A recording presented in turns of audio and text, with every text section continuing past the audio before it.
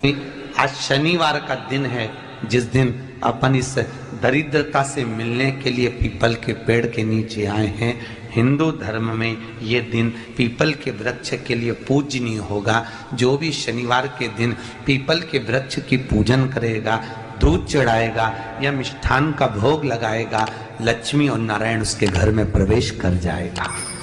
लक्ष्मी और नारायण उसके घर में प्रवेश करेगा। पुराण की कथा कह रही है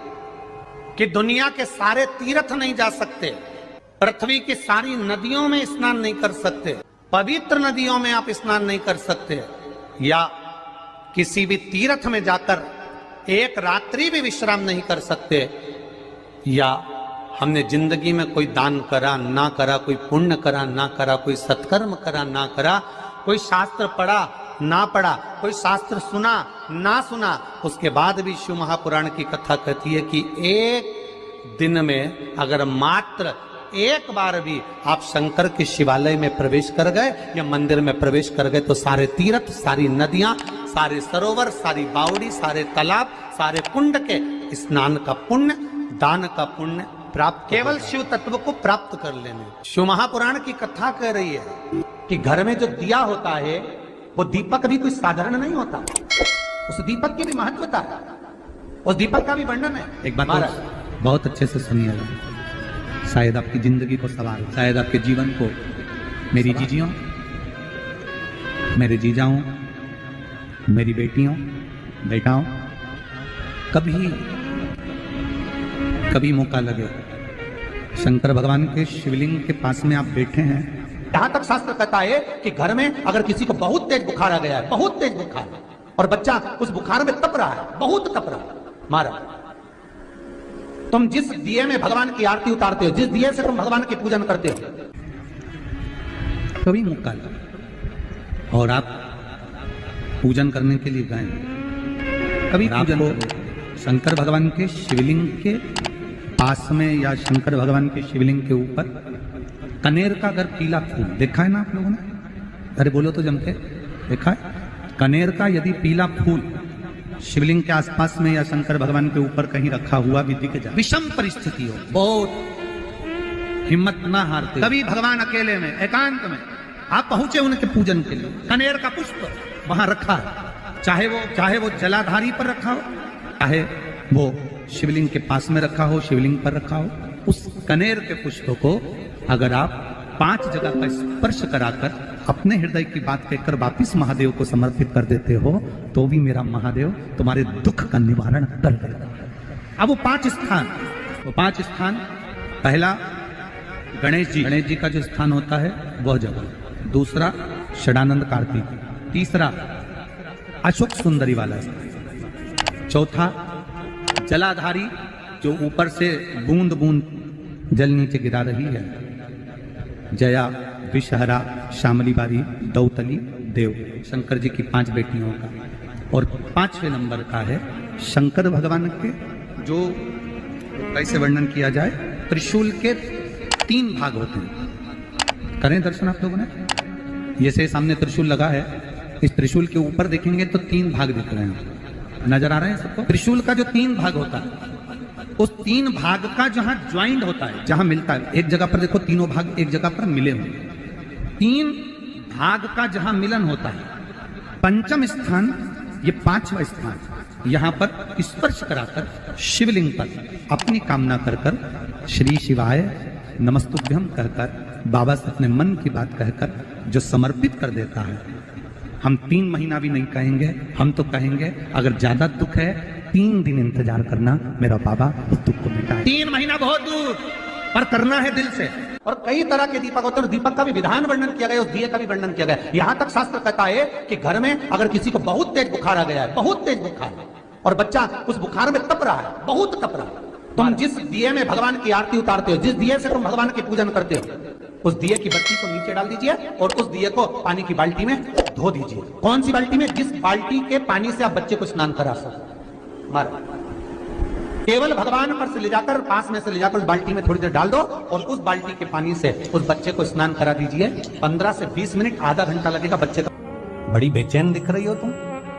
क्या बात है? पार्वती जी कहती है देवव्रत कश्मीर प्रदेश का एक भक्त देवव्रत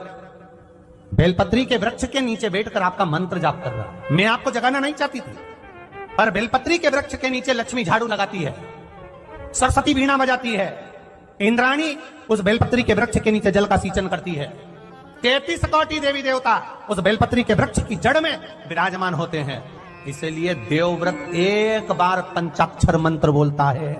तो वो 33 करोड़ बार गिना जाता है। ऐसा बेलपत्री का वृक्ष होता है। बेलपत्री के वृक्ष के नीचे एक बार अगर भगवान का नाम लिया जाता है तो वो 33 करोड़ बार, 33 कोटि बार गिना जाता है। एक मंत्र केवल नमः शिवाय, ओम नमः शिवाय, नमः शिवाय, ओम नमः शिवाय। फिर वही वाली बात आ गई जो पहले कथा में कहा, अपने लिए अच्छा वाला घी छाट के लाना, अच्छी कंपनी का लाना,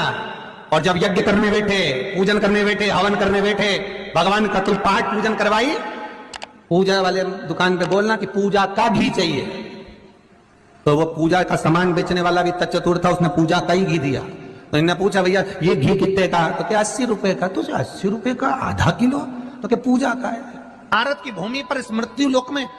पूरे विश्व में ऐसे कई घर हैं जिनके घर में गुजारा करने के भी आफत है, पहनने के कपड़े नहीं, किसी के यहां पर भोजन नहीं, किसी के यहां जमीन नहीं, किसी के यहां दुकान नहीं, कोई पूरी जिंदगी किराए के मकान में निकाल देता है। नहीं, मेरा एक निवेदन है, इस कथा को जितने छत्रपति संभाजी नगर के श्रोता भाई बहन श्रवण कर रहे हैं उनसे निवेदन करूंगा,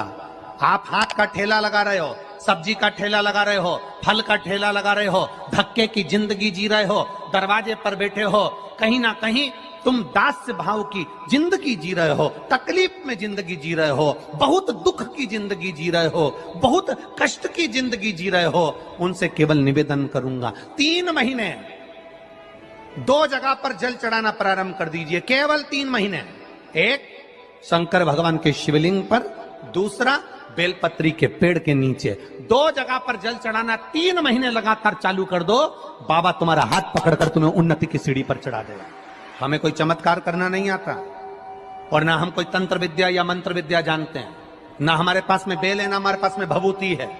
हमारे पास में तो केवल शिव का नाम है। आप श्री शिवाय नमस्तुभ्यं बोलो, ओम नमः शिवाय बोलो, नमः शिवाय बोलो, चाहे महामृत्युंजय मंत्र बोलो, उसका स्मरण करते करते भगवान शंकर के शिवलिंग पर जल, और उसी पात्र में जो जल तुमने शंकर जी को चढ़ाया है उसमें से बचा हुआ थोड़ा सा जल बेलपत्री के पेड़ के नीचे चढ़ाना प्रारंभ कर दो। अलग से बेलपत्री के पेड़ के नीचे चढ़ाने के लिए अलग से लोटा भर के जल जरूरत नहीं पड़ेगी। जो तुमने शिव जी को जल चढ़ाया, जो तुमने देवादिदेव महादेव को जल चढ़ाया, बस उसी पात्र का जल शंकर जी को चढ़ाओ, उसमें से बचा हुआ थोड़ा सा जल बेलपत्री के वृक्ष के नीचे चढ़ाना प्रारंभ करना। कौन सा बेलपत्री का वृक्ष? जिसकी छाया आपके ऊपर आ रही हो। शिव महापुराण बड़ी सुंदर बात कहता है, ध्यान दीजिएगा। जिस बेलपत्री का पौधा तुम्हारे सिर का, और ये दोनों हाथ ऊपर कर लो, अपन खड़े हुए और खड़े होकर दोनों हाथ ऊपर करे, इतना बड़ा बेलपत्री का पौधा है, उस बेलपत्री के पौधे की पत्ती को कभी तोड़कर शंकर जी को नहीं चढ़ाना चाहिए। ध्यान रखना, कितना बड़ा पौधा। आप खड़े हो जाओ और खड़े होने के बाद आपका हाथ ऊंचा कर लेना, इतना बड़ा पौधा है, उस पौधे की पत्ती बेलपत्री को तोड़कर शंकर भगवान को कभी नहीं चढ़ाना। शंकर भगवान को उस बेलपत्री को, उस वृक्ष की पत्ती को तोड़ना चाहिए जो वृक्ष तुम्हारे हाथ से थोड़ा सा ऊंचा हो, जिसके लिए तुम्हें हाथ और ऊंचा करना पड़ रहा हो। जैसे एक बच्चा अपनी मां की गोद में बैठने के लिए दोनों हाथों से उचकता है, आवाज लगाता है, उचकता है, आवाज लगाता है, हाथ ऊपर करता है, तो मां उस बच्चे को गोदी में ले लेती है। उसी तरह उस बेलपत्री के वृक्ष की पत्ती तोड़ना चाहिए जिसने थोड़ी उन्नति कर ली हो, जो थोड़ा ऊंचा हो गया हो। तुम उसको पाने का प्रयास करो तो भगवान भी तुम्हें अपनी गोदी में ले ले। ऐसे वृक्ष की तुम छोटा सा पौधा, बिल्कुल जरा सा पौधा, उसी की पत्ती तोड़कर महादेव को चढ़ाओ। यदि बेलपत्री का पेड़ आपके यहाँ है और मान लो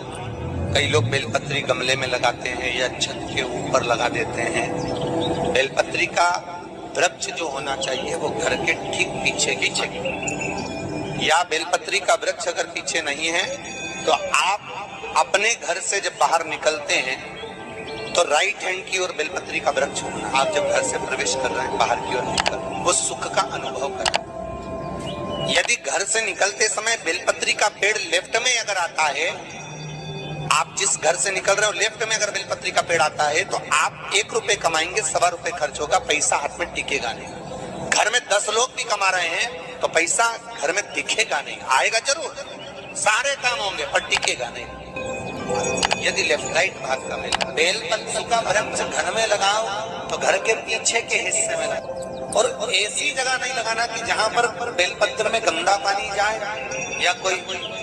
गंदी वस्तु। 33 करोड़ देवी देवता बेलपत्री के पेड़ के नीचे सोमवार के दिन, कोई रविवार के दिन, कोई मंगलवार, कोई बुधवार, कोई गुरुवार, कोई शुक्रवार, कोई शनिवार के दिन बेलपत्री के नीचे आकर 33 करोड़ देवी देवता हो तप करते हैं, साधना करते हैं। एक बेल जोखी ऐसी होती है, शंकर पर अगर चढ़ी हुई है तो वापिस उतार कर धोकर फिर शिव को चढ़ा सकते हैं।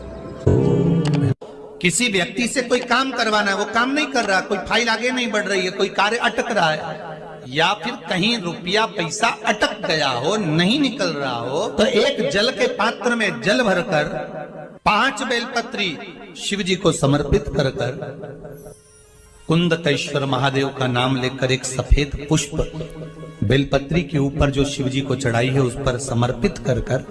जल जो लेकर गए हो, अपनी उस कामना को कर कि मेरा ये कार्य अटक रहा है, ये कार्य नहीं हो रहा, कुंदकेश्वर महादेव का नाम लेकर धीरे धीरे जल की धार चढ़ाइए। और एक बात हमेशा याद रखना, फिर निवेदन कर रहे हैं, अच्छे से समझ लेना, शंकर जी पर जब जल चढ़ता है, शिव जी का जब अभिषेक होता है, शंकर जी पर जब जल चढ़ाया जाता है, दूध चढ़ाओ, जल चढ़ाओ, कुछ भी चढ़ाओ, पर एक बात का स्मरण अपने जीवन में होना कि इतने ऊपर से मत चढ़ाना कि जल चढ़े और छींटे आपके ऊपर। बहुत ध्यान दीजिएगा। हाँ, तो यहाँ तक वर्णन करा गया है कि शंकर जी का जल चढ़ा हुआ जहां से बहकर जाता है ना, उसको लांगा तक नहीं जाता। यहाँ लांगते हैं क्या? नहीं ना, परिक्रमा भी करेंगे तो वहीं से लौट कर वापिस डर जाएंगे। शिव जी का जहां से जल बहकर जा रहा हो, चढ़ा हुआ जल जहां से बहकर जा रहा हो, उसको लांगा तक नहीं जाता। और कई लोग बड़े बड़े आनंद में शंकर जी पे इतनी ऊपर से जल चढ़ाएंगे तो वो छींटे पूरे अपने ऊपर आना चाहिए, शरीर पर आना चाहिए। नहीं, उसका दोष है हमारा, उसका दोष है। आप भगवान को अगर जल चढ़ाओ, दूध चढ़ाओ, तो मान लो अगर जैसे एक सरल भाषा में समझ लो और अच्छे से, कि जैसे ये शिवलिंग है शंकर जी का, ये शिवलिंग है, और आप जल चढ़ा रहे हो तो इतनी ऊपर से छोड़ोगे तो पानी का छींटा तो अपने ऊपर आएगा, पर वही जल, वही दूध, वही सामग्री आप शिवलिंग से थोड़ी सी दूरी बनाकर अगर आप समर्पित करेंगे तो बाबा उस